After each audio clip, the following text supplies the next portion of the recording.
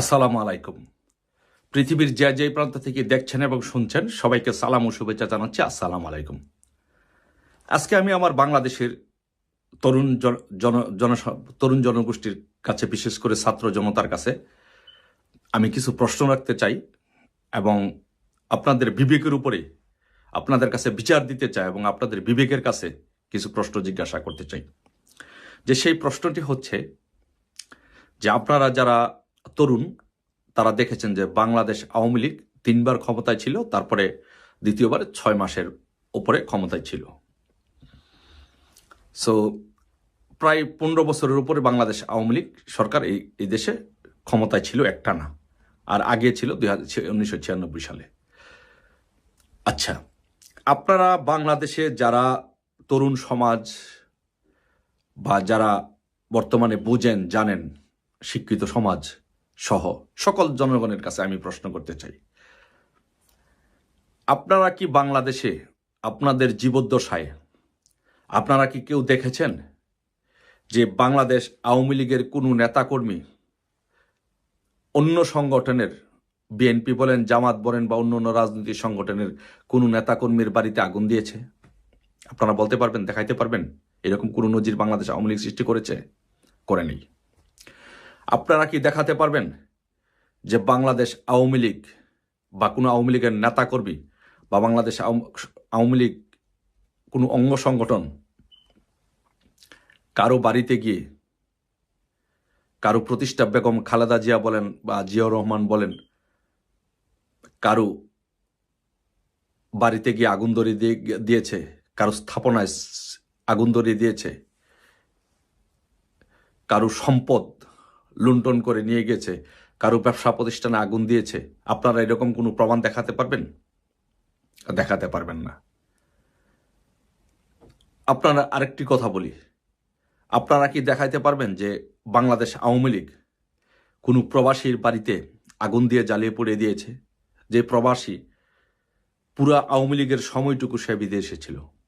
আমি আমার কথা বলছি, আমি আজকে 14 বছর যাবৎ আমি আজকে লন্ডনে থাকি। আমি বাংলাদেশ আওয়ামী লীগের কোনো সুযোগ সুবিধা ভোগ করার বা কোনো অপকর্ম করার বা কোনো খারাপ কাজ করা বা কাউকে গালি দেওয়া, কারোর বাড়িতে একটা ডিল ছোড়ার সময় আমার হাতে ছিল না, যেহেতু আমি প্রবাসে থাকি। আমার বাড়িতে সবকিছু লুটপাট করে আগুন দিয়ে নিয়ে যাওয়া হলো 5 তারিখের পরেই। বাংলাদেশ আওয়ামী লীগ আপনি দেখাইতে পারবেন যে কোনো প্রবাসীর বাড়িতে এরকম একজন প্রবাসী বিদেশ থাকে, এত বছর ক্ষমতায় ছিল, কারো বাড়িতে কোনো আক্রমণ করেছে, কারো বাড়িতে আগুন দিয়েছে, কারো বাড়িতে লুটপাট করেছে? করে নাই। তাহলে আপনারা দেশবাসীর কাছে আমরা বিচার দিলাম, আপনাদের কাছে বিবেকের কাছে প্রশ্ন করলাম যে বাংলাদেশ আওয়ামী লীগ কখনো ধ্বংসাত্মক রাজনীতি করে নাই। বাংলাদেশ আওয়ামী লীগ কখনো কারো বাড়িতে আগুন দেয় নাই, কারো ব্যবসা প্রতিষ্ঠানে আগুন দেয় নাই, জিয়াউর রহমানের স্মৃতিসৌধে আগুন দেয় নাই, খালেদা জিয়ার বাড়িতে আগুন দেয়নি। এগুলো বাংলাদেশ আওয়ামী লীগ করে নাই। কোনো জামাতের কোনো বাড়িতেও বাংলাদেশ আওয়ামী লীগ আগুন দেয় নাই, লুটপাট করে নাই। এখন আপনারা কি দেখছেন? এখন এরা ক্ষমতায় আসে নাই, না এসেই বাংলাদেশ আওয়ামী লীগের নেতাকর্মীদের, ব্যবসায়ীদের বাড়িঘর আগুন দিয়ে জ্বালিয়ে পুড়িয়ে দিচ্ছে, লুটপাট করছে। যেই বঙ্গবন্ধু এদেশের স্বাধীনতা নেতৃত্ব না দিলে আমরা স্বাধীন হতাম কিনা সেটি নিয়ে সন্দেহ আছে, সেই বঙ্গবন্ধুর বাড়িটি জ্বালিয়ে পুড়িয়ে দেওয়া হয়েছে।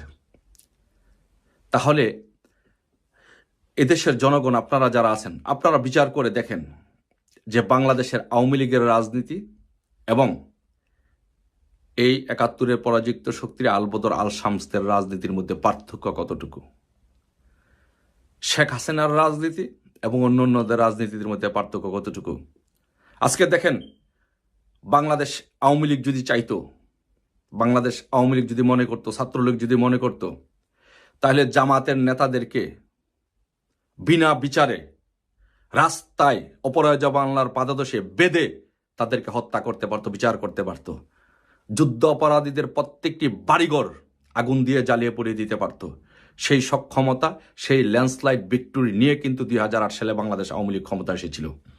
কিন্তু বাংলাদেশ আওয়ামী লীগকে সেই কাজ করেছে, ছাত্রলীগকে সেই কাজ করেছে, যুবলীগকে সেই কাজ করেছে, কৃষক লীগ, স্বেচ্ছাসেবক লীগকে সেই কাজ করেছে? না, করেনি, কেউ করেনি। ৭১-এ যারা মানবাধিকারের অপরাধ করেছিল, মানবাধিকার লঙ্ঘন করেছিল, তাদের বিচার আন্তর্জাতিক আদালত, আন্তর্জাতিক আইন মেনে, ইন্টারন্যাশনাল স্ট্যান্ডার্ডে তাদের বিচার হয়েছে এবং বিচার হচ্ছিল। কিন্তু আজকে কি হচ্ছে? বাংলাদেশে আজকে যেন একটা মৃত্যুপুরীতে পরিণত করেছে। বাংলাদেশ যেন আফগানিস্তান, বাংলাদেশ যেন আরেকটা প্যালেস্টাইন রাষ্ট্র হিসেবে বাংলাদেশ যেন আজকে আমাদের কাছে মনে হচ্ছে। সকল জায়গায় আগুন আগুন আগুন, ভাঙচুর, লুটপাট। এ কোন দেশে আমরা বসবাস করছি? আমরা কি প্যালেস্টাইনে বসবাস করছি না আফগানিস্তানে বসবাস করছি? আপনারা দেখেন, আরেকটি বিষয় আপনাদের কাছে আমি উপস্থাপন করি, আপনাদের বিচারের ভার আপনাদের কাছে দেই। এই ইউনূস অপরাধ করেছে, ট্যাক্সের টাকা ফাঁকি দিয়েছে, তার আদালত ফেস করতে হয়েছে, সে আদালত ফেস করেছে। এক ছাত্রলীগের একজন কর্মী বা আমাদের অঙ্গ সংগঠনের একজন কর্মী কিন্তু তার গ্রামীণ সেন্টারে কিন্তু একটা ডিলও ছড়েনি। এটা হচ্ছে বাংলাদেশ আওয়ামী লীগ। বাংলাদেশ আওয়ামী লীগ আইনের শাসনে বিশ্বাস করে, বাংলাদেশ ছাত্রলীগ, বাংলাদেশ আওয়ামী লীগ আইনের শাসনকে শ্রদ্ধা করে। আর আপনারা এখন বিচার করে দেখেন, এই জামাত শিবির, আল বদর, আল শামস, এই যে সমন্বয়কারীরা, জঙ্গি সংগঠনের ইউনূসের জঙ্গি বাহিনী আজকে কি করছে? আজকে কেউ মুখ খুলে কথা বললেই তাকে গ্রেপ্তার করছে।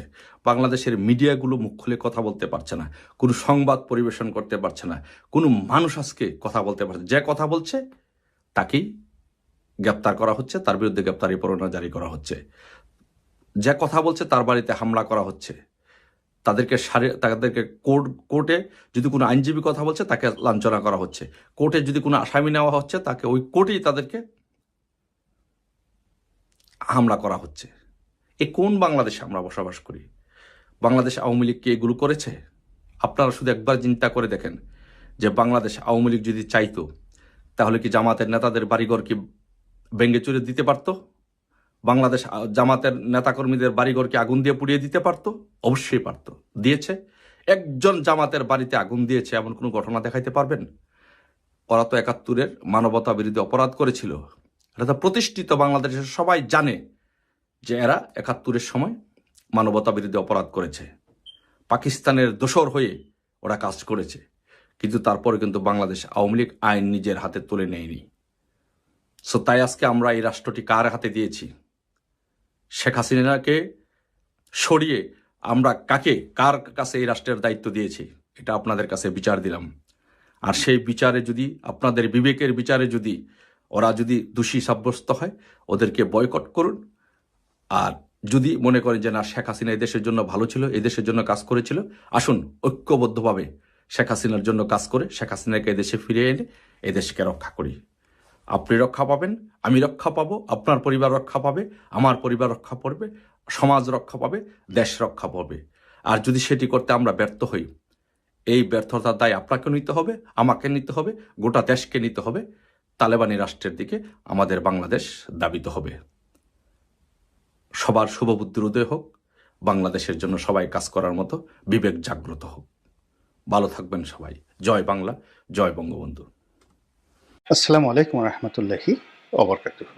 সম্মানিত দর্শক, আমাদের দেশের জুলাই এবং আগস্টের বিপ্লবের যারা নায়ক, তাদের পরিণতি নিয়ে আমরা অনেকেই চিন্তিত। তারা অনেকেই ধৈর্য হারিয়ে ফেলেছেন, অনেকে বিকল্প অনেক কথাবার্তা বলছেন, অনেকে সাহস হারিয়ে ফেলেছেন, অনেকে কথা বলতে গিয়ে আবেগপ্রবণ হয়ে কান্নাকাটি করছেন। ফলে তাদের যে স্পিরিট ছিল, জুলাই এবং আগস্ট বিপ্লবের যে স্পিরিট, এটি এই মুহূর্তে নেই। এটি হলো বাস্তবতা। দ্বিতীয়ত, যখন বিপ্লবটা হয়ে গেল, তো বিপ্লব যখন হলো তখন তাদের অবশ্যই একটা আত্মত্যাগ ছিল। এটিকে আপনি যদি আরবিতে জিহাদে কুল্লিয়া বলেন, ঠিক ওই পর্যায়ে ছিল। অর্থাৎ তারা যখন রাজপথে ছিলেন তখন তাদের জীবন মরণ সমস্যা ছিল এবং জীবনের চাইতে মরণ তাদের কাছে ভীতিকর ওই মুহূর্তে মনে হয়নি। যদি মনে হতো তারা এই কাজটি করতে পারতেন না। তারা উপদেষ্টা হবেন, এখন যে বিচার সালিশ করছেন বা যেভাবে গণভবনে যাচ্ছেন, বঙ্গভবনে যাচ্ছেন, দামি দামি গাড়িতে চড়ছেন বা যত দুর্নাম বদনামের শিকার হচ্ছেন, এসব এসব কোনো কিছুই তাদের চিন্তা এবং মনোমস্তিষ্কের মধ্যে ছিল না। তারা শুধুই মাত্র লক্ষ্য অর্জনের জন্য, অর্থাৎ প্রথম দিকে কোটা বিরোধী আন্দোলনে তারা চেয়েছিল যে তাদের ন্যায্য দাবিটা পূর্ণ হোক। পরবর্তীতে সরকার এটি এতটা জটিল এবং কুটিল করে ফেলে যার কারণে পুরো আন্দোলনটি এক দফার আন্দোলনে পরিণত হয়। যখন এটি নেহাত কোটা বিরোধী আন্দোলন ছিল তখন রাজনৈতিক দলগুলো নিরাপদ দূরত্বে নিজেদেরকে রেখেছে, যদিও সবারই মন ও সমর্থন ছিল। এই কারণে রাজনৈতিক দলগুলো রেখেছে যে বাস্তবতার নিরিখে রাজনৈতিক দলগুলো ভীত সন্ত্রস্ত হয়ে পড়েছিল এবং সরকারকে চ্যালেঞ্জ করার মতো জুন জুলাইতে আসলে বাংলাদেশে কোনো রাজনৈতিক দল ছিল না। এই গেল এক। ২ নম্বর হলো যে রাজনৈতিক দলগুলো মনে প্রাণে চেয়েছিল যে এই কোটা বিরোধী আন্দোলনটি সফল হোক। তো সেক্ষেত্রে যদি প্রধান রাজনৈতিক দলগুলো তাদেরকে সমর্থন জানায়, সেক্ষেত্রে সরকার বলার চেষ্টা করবে যে বিএনপি এই কাজ করছে, জামাত এই কাজ করছে। এই জন্য তারা কৌশলে তাদেরকে মৌন সমর্থন দিয়েছে দূর থেকে, লজিস্টিক সাপোর্ট হয়তো দিয়েছে অনেকেন, কিন্তু প্রকাশ্যে তাদেরকে কেউ সমর্থন জানায়নি।